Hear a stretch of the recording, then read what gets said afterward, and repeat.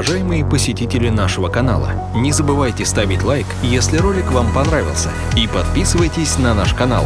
У нас еще много интересных работ по установке печей и каминов.